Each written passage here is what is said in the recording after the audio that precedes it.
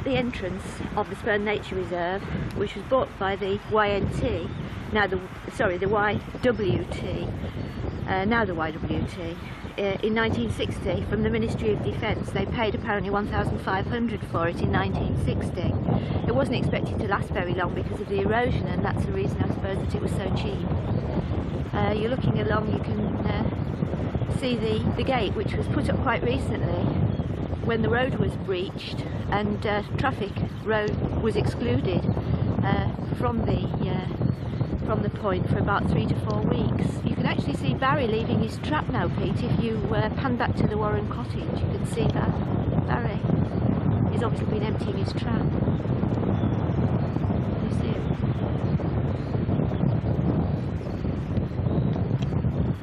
It's just going towards the shop.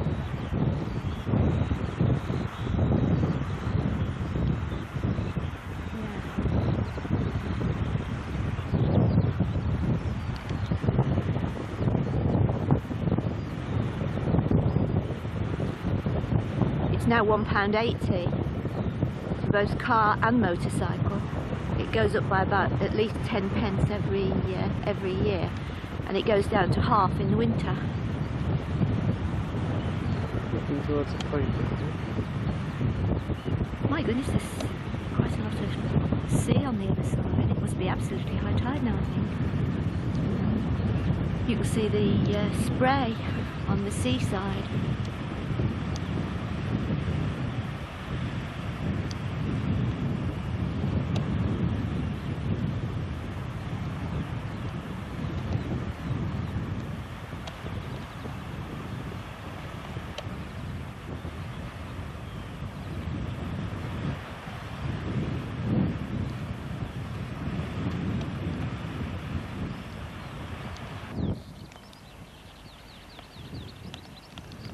This is the area of Barry's mercury vapour light trap, and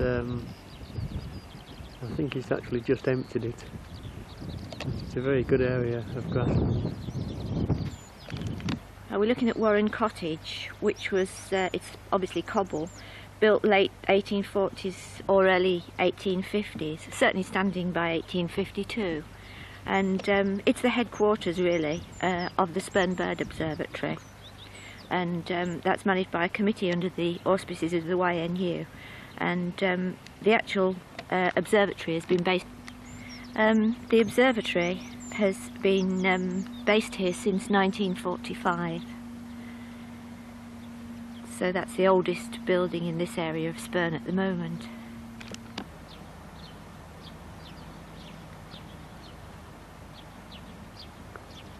Right.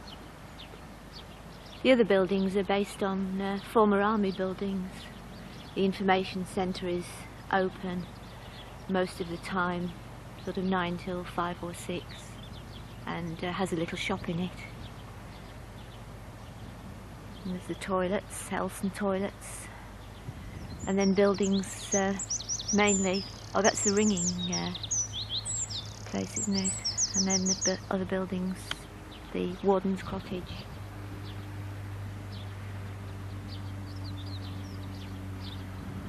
Are the huts where people stay.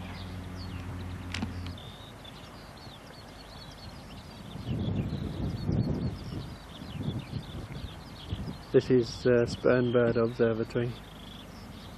The warden's cottage is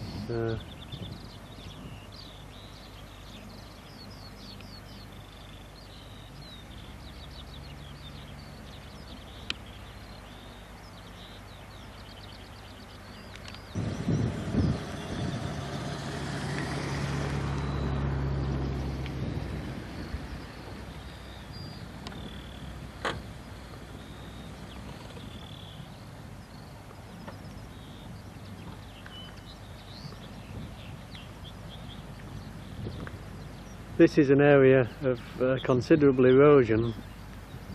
Just in this last year, this great bight has been taken out of the bank, and at high tide with no westerly gales you can get a surge which could well come right across the road.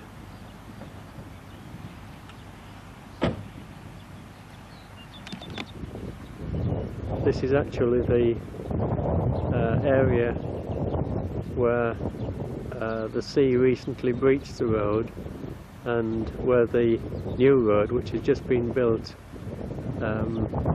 goes on for about half a mile, actually starts.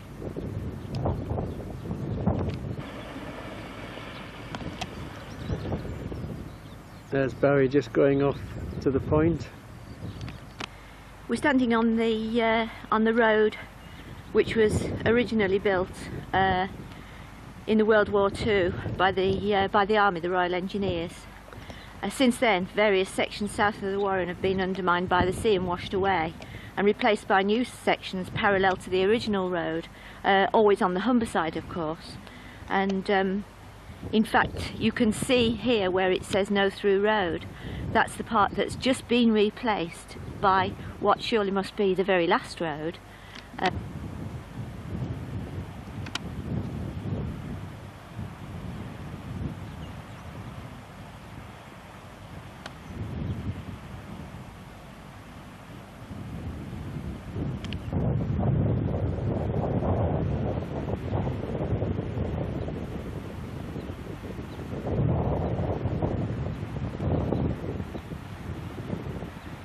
This new road was built in about 3 weeks.